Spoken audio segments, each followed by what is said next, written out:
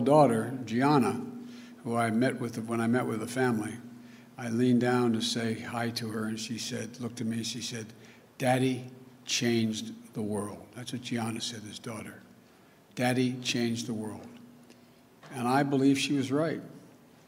Not because this kind of injustice stopped, it clearly hasn't, but because the ground has shifted, because it's changed minds and mindsets, because it laid the groundwork for progress.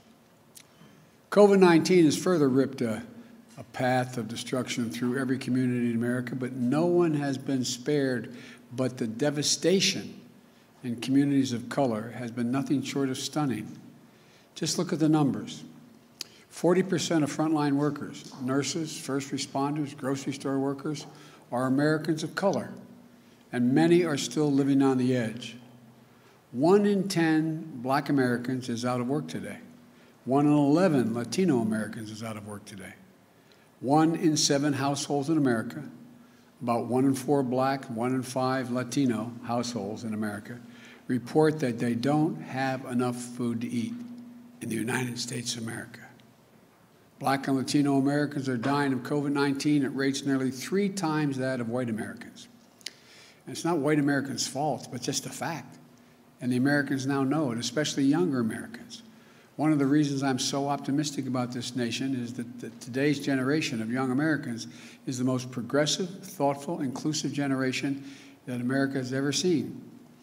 And they are pulling us toward justice in so many ways, forcing us to confront the huge gap in economic inequity between those at the top and everyone else, forcing us to confront the existential crisis of climate, and yes, forcing us to confront systemic racism and white supremacy. It's just been weeks since all of America witnessed a group of thugs, insurrectionists, a political extremist, and white supremacists violently attack the capital of our democracy. And so now's the time to act.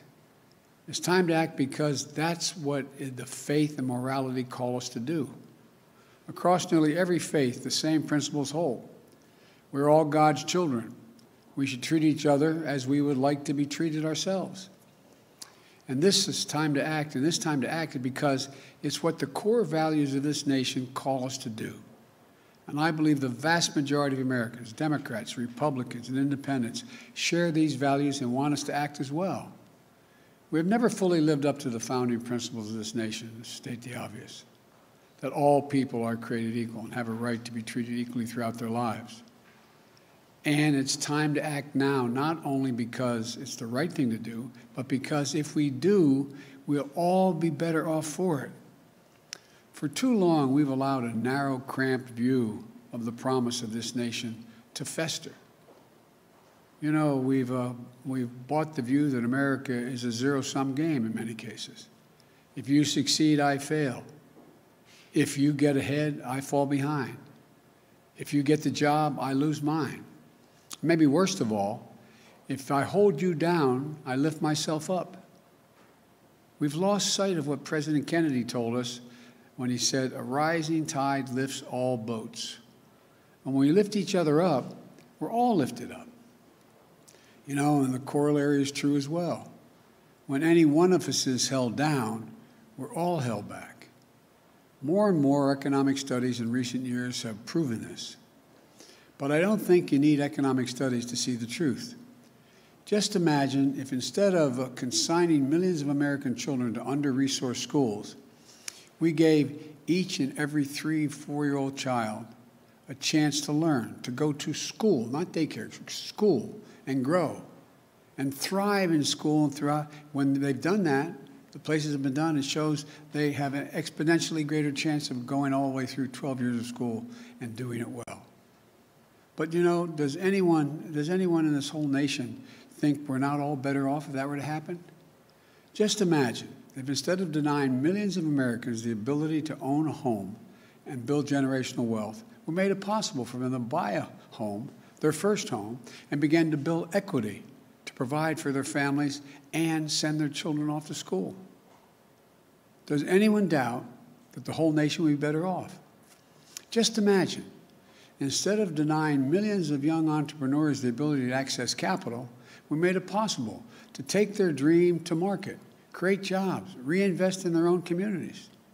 Does anyone doubt this whole nation wouldn't be better off? Just imagine if more incredibly creative and innovative, how much more creative and innovative we'd be if this nation held the historic black colleges and universities to the same opportunities and minority-serving institutions that had the same funding and resources of public universities to compete for jobs in industries of the future. You know, just ask the first HBCU graduate elected as vice president if that's not true. But to do this, I believe this nation and this government need to change their whole approach to the issue of racial equity. Yes, we need criminal justice reform, but that isn't nearly enough. We need to open the promise of America to every American, and that means we need to make the issue of racial equity not just an issue for any one department of government. It has to be the business of the whole of government.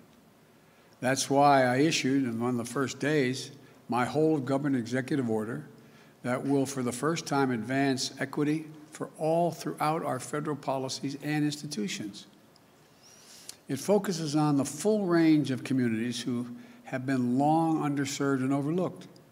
People of color, Americans with disabilities, LGBTQ Americans, religious minorities, rural, urban, suburban communities facing persistent poverty. And I've asked Ambassador Susan Rice to lead the administration's charge through the White House and Domestic Policy Council, because I know she'll see it through. Every White House component and every agency will be involved in this work because advancing equity has to be everyone's job. Today, I'll be shortly signing an additional package of executive actions to continue this vital work. Housing, for example. Housing is a right in America, and home ownership is an essential tool to wealth creation and to be passed down to generations. Today, I'm directing the Department of Housing and Urban Affairs and Urban Development to redress the historical racism in federal housing policies. Today, I'm directing the federal agency to reinvigorate the consultation process with Indian tribes. Respect for tribal sovereignty will be a cornerstone of our engaging with Native American communities. This builds on the work we did last week to expand tribes' access to the Strategic National Stockpile for the first time, to ensure they receive help from the Federal Emergency Management Agency, FEMA, to fight this pandemic. Today, I'm directing federal agencies to combat resurgence of xenophobia, particularly against Asian Americans and Pacific Islanders that we've seen skyrocket during this pandemic. This is unacceptable, and it's un-American. I've asked the Department of Justice to strengthen its partnership with the Asian American and Pacific Islander community to prevent those hate crimes. I've also asked the Department of Health and Human Services to put out best practices for combating xenophobia in our national response to COVID.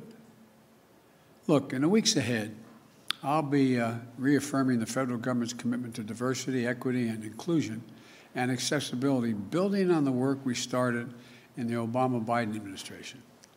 That's why I'm rescinding the previous administration's harmful ban on diversity and sensitivity training and abolish the offensive counterfactual 1776 Commission. Unity and healing must begin with understanding and truth, not ignorance and lies. Today, I'm also issuing an executive order that will ultimately end the Justice Department's use of private prisons, an industry that houses pretrial detainees and federal prisoners.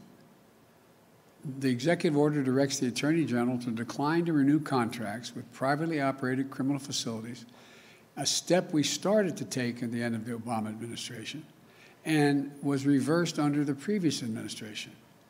This is the first step to stop corporations from profiting off of incarceration that is less humane and less safe, as the studies show. And it is just the beginning of my administration's plan to address systemic problems in our criminal justice system. Here's another thing we need to do. We need to restore and expand the Voting Rights Act, named after our dear friend John Lewis, and continue to fight back against laws that many states are engaged in to suppress the right to vote while expanding access to the ballot box for all eligible voters. Because here's the deal, and I'll close with this. I ran for president because I believe we're in a battle for the soul of this nation. And the simple truth is, our soul will be troubled as long as systemic racism is allowed to persist. We can't eliminate it. It's not going to be overnight. We can't eliminate everything, but it's corrosive, it's destructive, and it's costly. It cost every American, not just who felt the sting of racial injustice. We are not just a nation of morally deprived because of systemic racism. We're also less prosperous. We're less successful. We're less secure.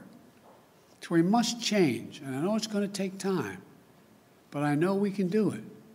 And I firmly believe the nation is ready to change, but government has to change as well. We need to make equity and justice part of what we do every day, today, tomorrow, and every day. Now, I'm going to sign these executive actions to continue the work to make real the promise of America for every American. Again, I'm not promising we can end it tomorrow, but I promise you we're going to continue to make progress to eliminate systemic racism, and every branch of the White House and the federal government is going to be part of that effort. Thank you.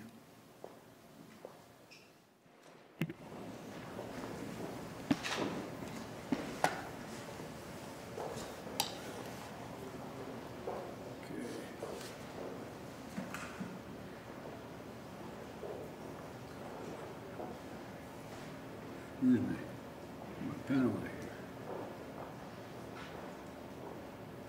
here. In my pocket. This first executive order is a memorandum for the Secretary of Housing and Urban Development to redress our nation's and the federal government's history of discriminatory housing practices and policies.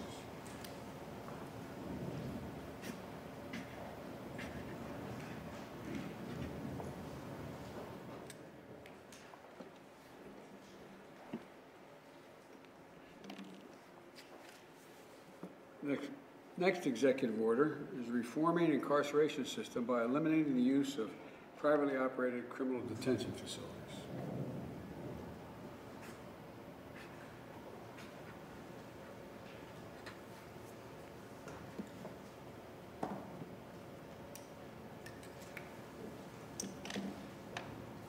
Third executive order is a memorandum for the heads of the executive departments and agencies. Tribal consultation and strengthening nation-to-nation relationships.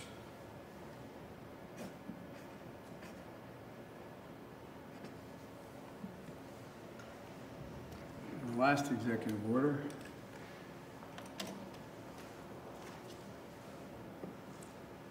is condemning and combating racism, xenophobia, and intolerance against Asian Americans and Pacific Islanders of the United States.